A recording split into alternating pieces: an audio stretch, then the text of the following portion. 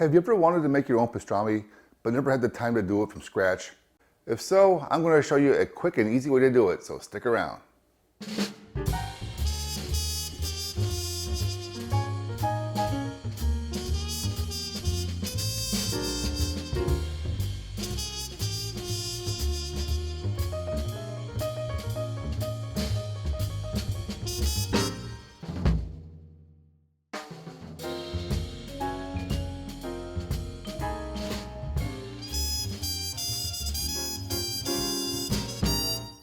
Hello everyone and welcome back.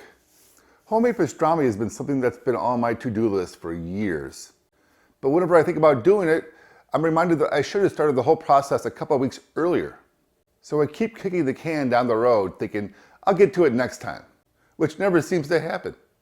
I just keep forgetting to plan ahead. Then one day, the day after St. Patrick's Day, I was walking through my local grocery store and stumbled across a bin of discounted corned beef briskets. Then it hit me. Pastrami is just basically smoked corned beef. I could turn a corned beef brisket into pastrami and skip the 7 to 10 days of brining. I grabbed several, brought them home, threw them in the freezer for later. And later arrived, it was time to make pastrami.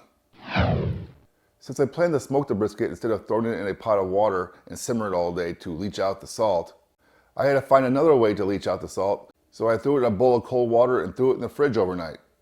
The next day, I removed the brisket from the bowl and trimmed off much of the fat. I had to make my own rub for it since the little bitty spice packet that came with it was woefully insufficient. The rub I used was not my own creation, but was simply copied and downscaled from a version on the Amazing Ribs website. I'll put that link below in the video description. Apply the rub and let it sit while I fired up the smoker, or a Kamado in my case. Added some pecan chunks. I got it up to around 250 degrees Fahrenheit. 121 degrees Celsius for those who are not in the US. Then I put on the brisket. When the internal temperature got to around the mid 150s, which is about 68 degrees Celsius, it took about 3 hours to get there. It hit the stall, indicating that it was time for me to wrap it up and foil it to braise it the rest of the way through. I could have left it unwrapped the entire way through, but I wanted it to be done a little sooner.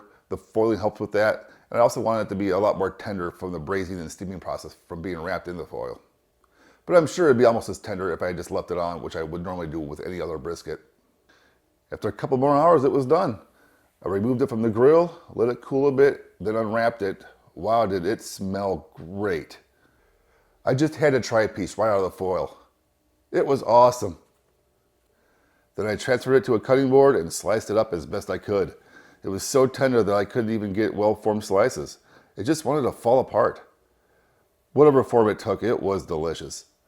It was time to make a sandwich. I bought a loaf of marble rye. I didn't have the time to make my own. By the way, this is supposed to be a quick and easy recipe, right? Maybe I'll make my own next time. I put out a couple of slices, added some hunks of the pastrami,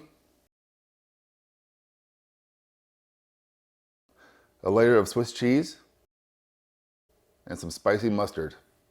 I also used Thousand Island and sauerkraut later on to make another sandwich, more like a Reuben style sandwich.